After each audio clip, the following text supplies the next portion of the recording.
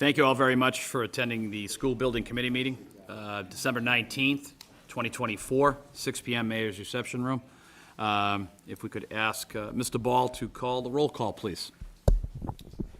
Manager Golden, Here. Michael Vaughn, Here. Fred Bahu. Here. Superintendent Skinner. Here. Richard Underwood. Here. Michael Fiato. Here. Connor Baldwin. Here. Mark Byrne. Here. James Hall. Sakari Chow. David Peasley. Here. William Samaras. Senator Kennedy. John Leahy. Here. Rodney Elliott. Here. Mary Ann Manzi. Here. Jay Mason. Maria Sheehy. Benjamin Opara. Erica Harvey. John Haley. He's here. Paul St. Cyr. Here. Representative Howard. Kendrick Delorbe. Here. Janica Lang. Here. We have a quorum. Excellent. Thank you very much, Mr. Ball. Quorum is present. If everyone could take a look at the minutes from the October 24th meeting, I'll entertain the opportunity to accept or change. Make a motion to accept the minutes. Make a motion to accept. Do I hear a second? I second. Second. All in favor? Aye. Any opposed? Motion carries. Thank you very much. Let's jump right into Mr. Dowd with Suffolk Skanska presentation. Good evening, and I will pass the mic over to Ms. Sanchung with Suffolk Construction, who will speak to the status of construction at this point. Just for edification of the members, Maria Sheehy is now here. I'm here. Good evening, everyone. Thank you for having us here tonight. I'm going to start off with just the Phase 2 punch list items. We had over 2,000 punch list items, and approximately 128 items remain open. Our big push is next week with the school break, and we're going to try to get as many of those items closed out. The only remaining items left would be any spring planting, the ornamental fence, things like that would happen in the springtime. So that's for the Phase 2 punch list update.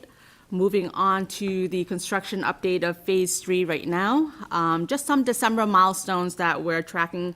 Completing the north skylight in Building C is one of our big milestones this month.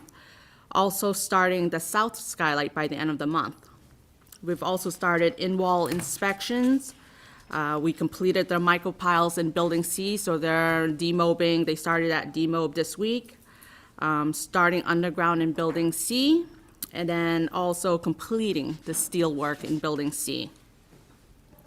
Looking ahead into the next month, we have a big milestone, which is starting the North Bridge steel. So that's going to start next month. And then also just starting steel in Building A in general. And then the curtain wall framings at all of the light walls. So those are our huge milestones for the next month. The next page is just a phasing overview, so that way you know where I'm talking about. So Phase 3 right now is everything in blue. That area right now to the existing west building, that's what we're calling Building C right now.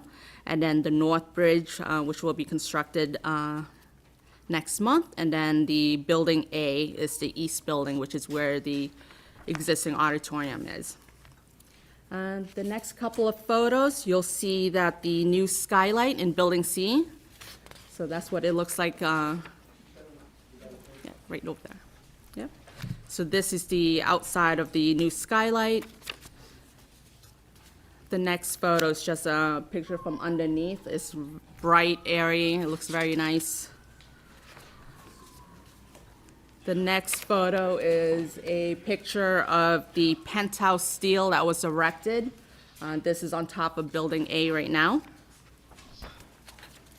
And then the last photo of Building C, first floor, we did a lot of the trenching underground work with the drilling micropile, so that's what it looks like on the first floor of Building C. For the edification of members, I just want to let everyone know that Mr. Samaras has joined us as well. Okay, moving on to the MBE WBE update. Minority workforce right now is at 26.1%. The project goal is 15.3, so we're far exceeding that goal. That's approximately 881 workers, 163,000 man-hours.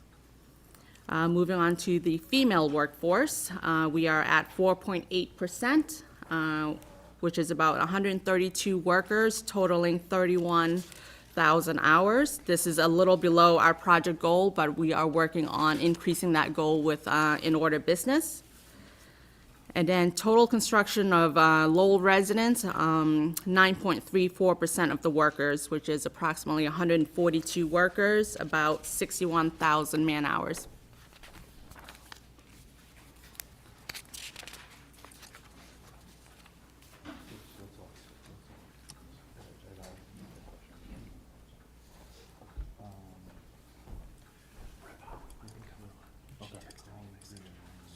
She should be over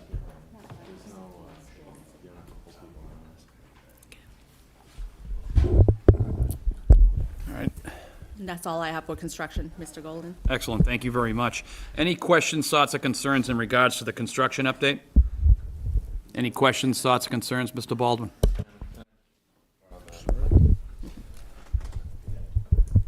Thank you, Mr. Chairman. I just wanted to ask Pana, on the MBE, WBE workforce, if Suffolk kept track of the, I forget if we've talked about this before, but by trade, so if we know the female workforce or the minority workforce, like, are those heavy into specific trades, or what is what is Suffolk seeing in that? Yes, so like for women, their number-wise, so like it's lower than the project goal. Like there's a lot of specialty trades, elevator, steel, where there's very few women workers. But right now with like demo, we have increased female. Even with our own internal labor workforce with Liberty, we've hired 2 additional women workers. So we are trying to up that. Same with the minority. There's a certain percentage we meet with subs on a monthly basis, just trying to, like, if you're not meeting your goal, we actually increase. Great. Yep. Thank you very much. You're welcome. Mr. Leahy? Thank you. So we can ask about the punch list too? You went over that quickly? Okay. So I just had a couple concerns with, so outside when you're doing the outside work, the Colleen Cregan corner or park, I forget exactly the exact name, forgive me, but how's that gonna come along? It seems like it's pretty well dressed up there and set to go. I don't know if there's grass going there or plantings or, So the corner of Father Morissette and Arcan? yes. Yeah, so from the original design drawings to what you see today, there was some variation based on the end grid, existing conditions and some underground surprises. So, restoration of her monument hasn't been finalized to how we do it. We have the stone available and want to work with the school and the city to figure out how it will look. But, Okay. the stones, as you see, it's been infilled with, dirt. There will be grass or other plantings available around the shrubs, but also, to replace the stone. Okay. And that work will wait until spring. Sure, right. And then on the punch list, just seemed, so around the gymnasium and the back docking stations, I guess, I just was wondering about certain doors. Doors seem to be sticking. That dock door doesn't seem to be running smoothly anymore. So I didn't know what the warranties or guarantees are on that, making sure that the doors are secure and operational. The dock door, there was a problem with that. I spoke with Mr. Underwood about that. I believe we got someone out there to, a company to take a look at that. If that did not take place, I thought we were gonna do that through the city. We will get, or Suffolk, we will get someone out. There have been some issues at the front entrance with sticking, and those are being actively addressed, and we address those. Suffolk usually sends a carpenter over right away to look into those items. Just want to make sure that the quality's holding up. I don't know what the budget was for certain doors and things like that, but just seems like if we're only, 2 years into it maybe, and it's not holding up, you know, what happens in the next 5 years? We're gonna be replacing the door or not, you know? So I just wanted to follow up on that. And then the other concern I had was just in the front of the school, where the cement was poured, there seems to be a big puddle there. Will that be addressed in the spring with some sort of digging that pad up? An or- interim drain was installed for the winter, that'll be re-poured in the spring. Okay, all right. And then just the floors, I had concerns about the floors. I know you've been addressing that, but just seems like the seams aren't, you know, 100% on some of the floors. Over by the gymnasium in the classrooms, I mean, over by the workout room, we already have a patch that, you know, doesn't look very good. That's a temporary condition. There was an issue with water from the janitor's closet. Yeah. Custodian's closet getting under that at a cut in the concrete, and that's a temporary fix. That will be Okay. addressed. All right, thank you. Any other questions, thoughts, or concerns? Yes.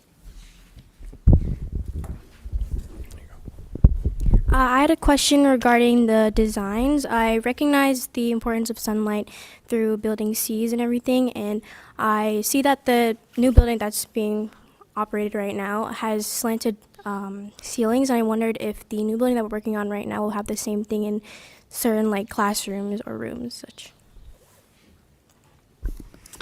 Yes, it's typical for our perimeter classrooms to have the slope ceilings. So even in the renovation areas, you will see that.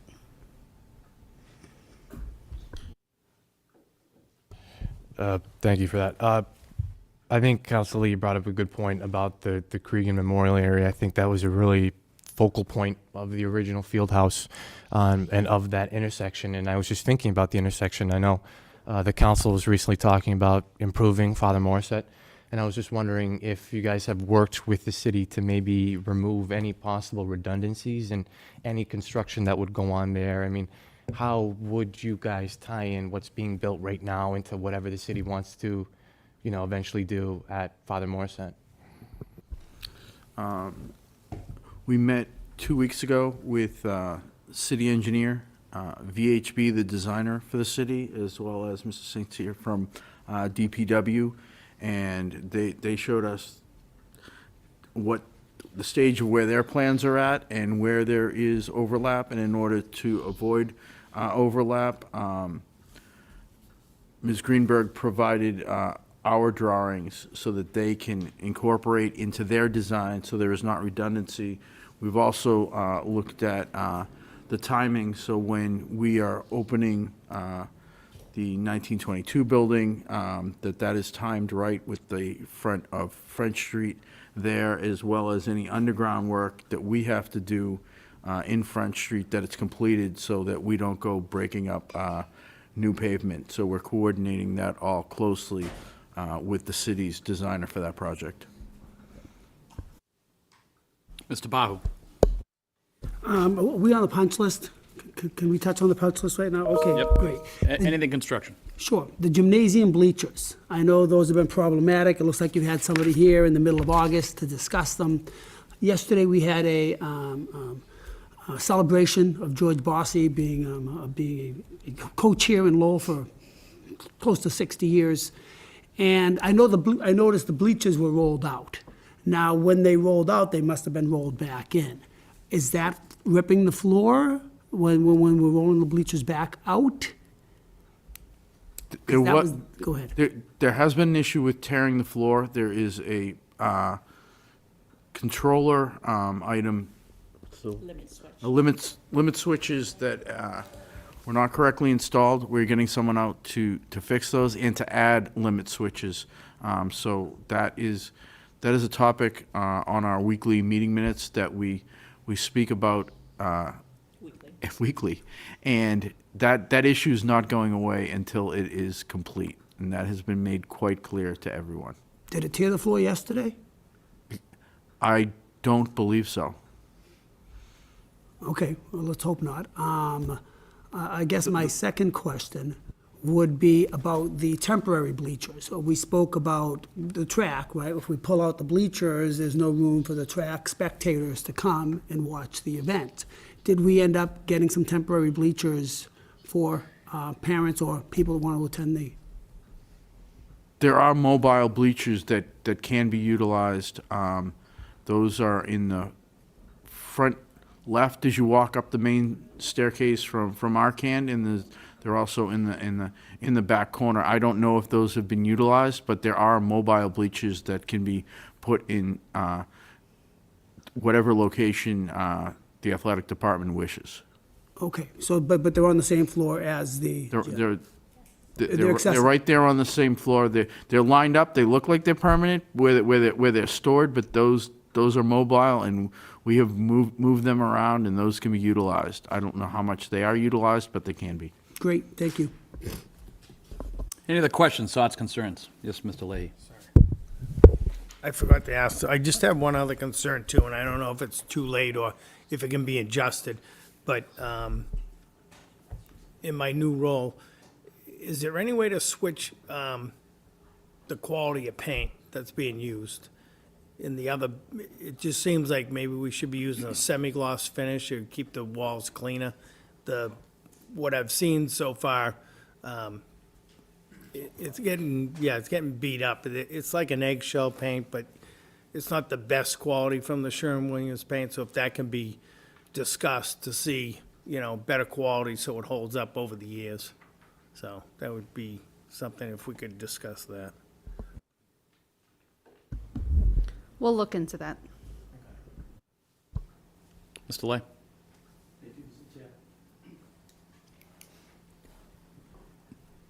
Mr. Byrne, thank you.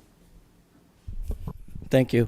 I am not sure if this is the right time to ask the question, but I recently have spoken to a former teacher, music teacher in school committee, Andy Dakota.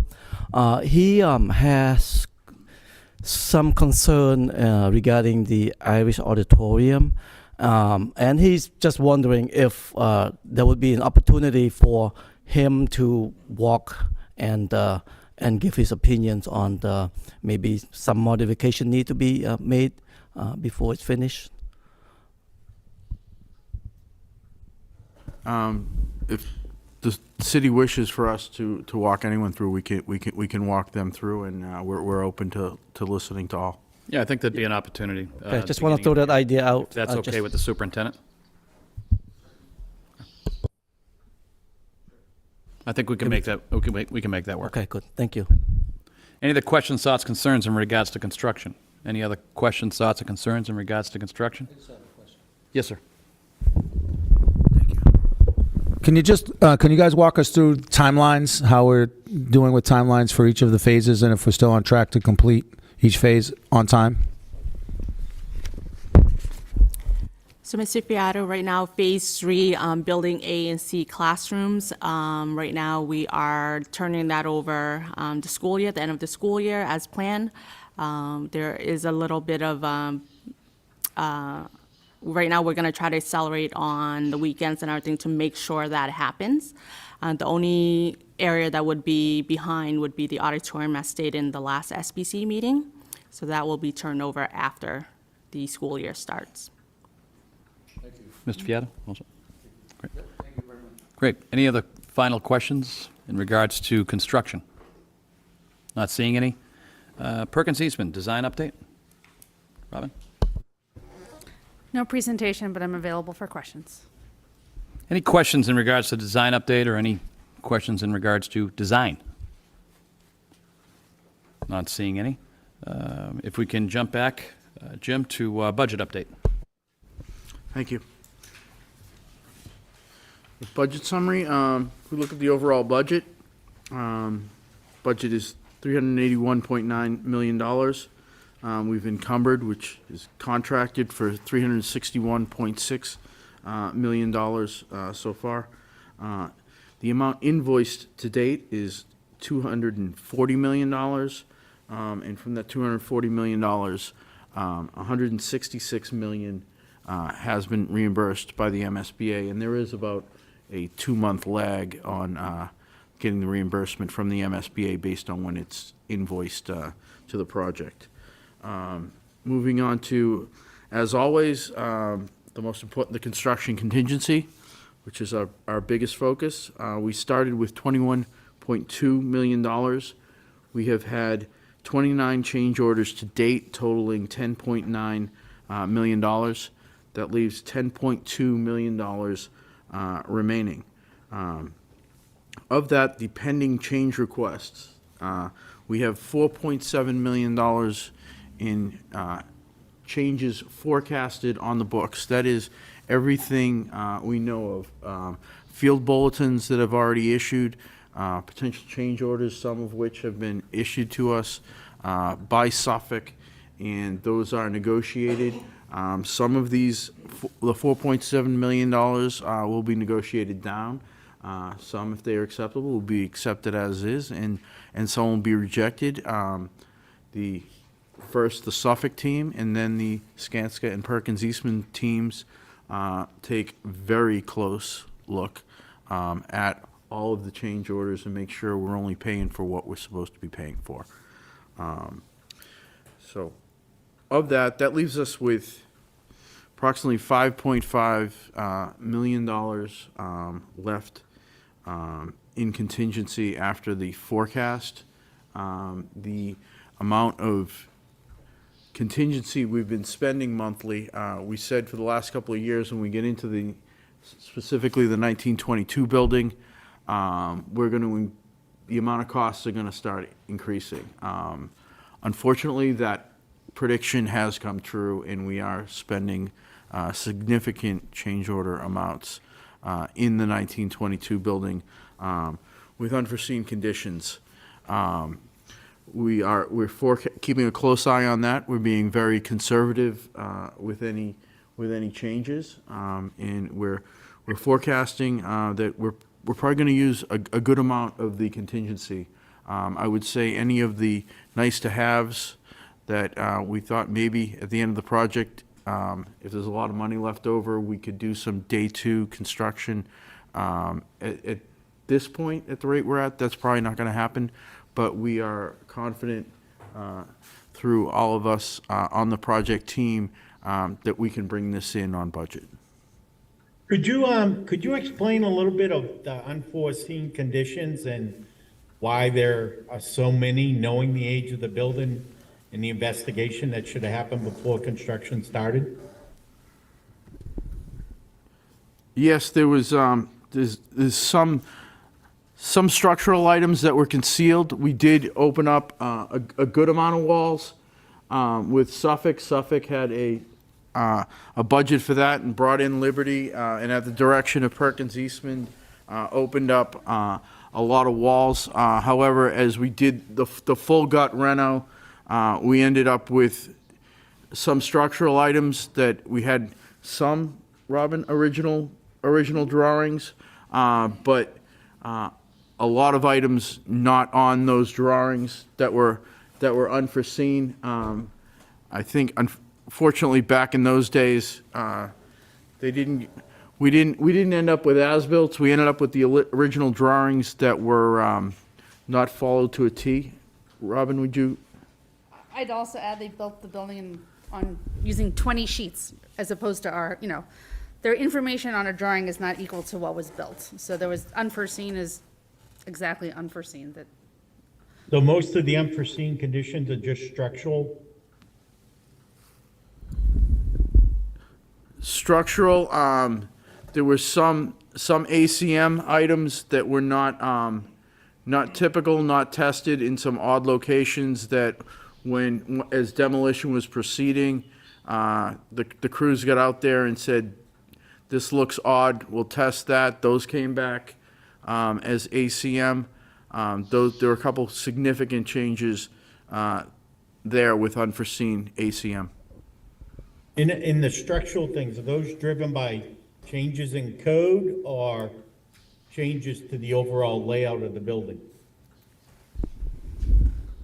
I would say it was how it was built with some of the unforeseen that, we understood it to be a masonry wall of a certain style of construction, and we opened it up, and sometimes they took some creativity on how they used the masonry, and to our standards and our expectations, we had to make adjustments, in particular where a masonry wall, we knew we were gonna make an opening in it.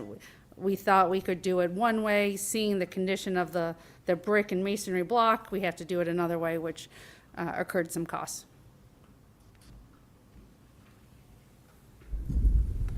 Okay. Any other questions, thoughts, concerns in regards to the budget update? Mr. Underwood.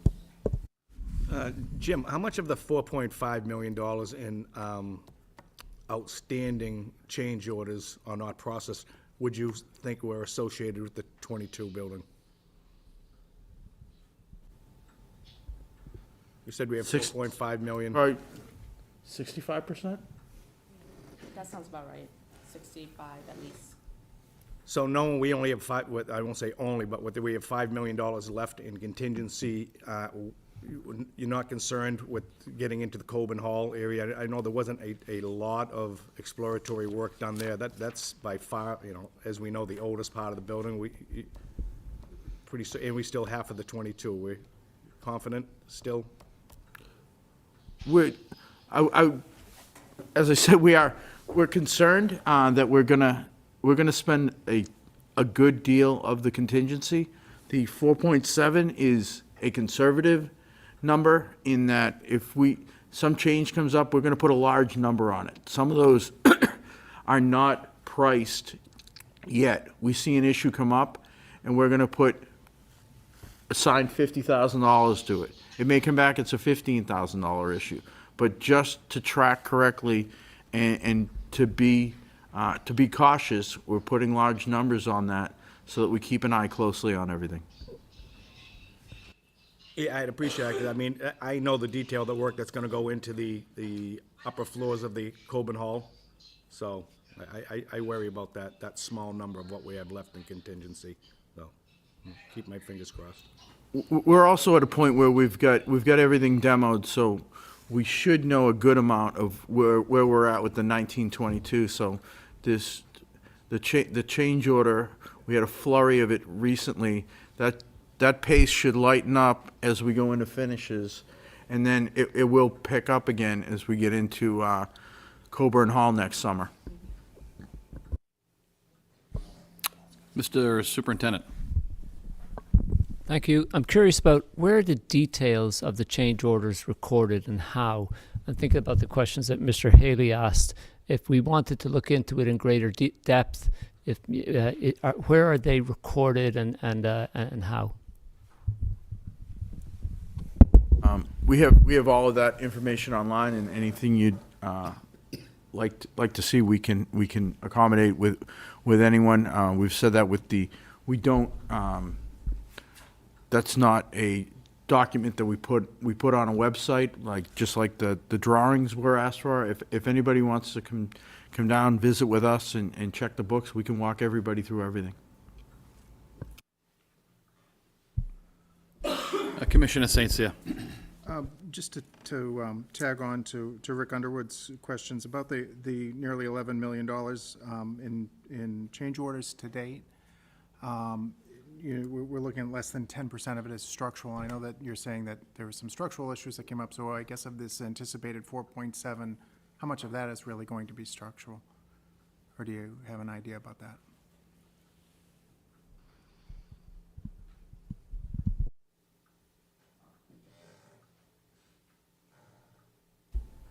I'm sorry, I was looking at the numbers while you're asking the question. Could you ask that again?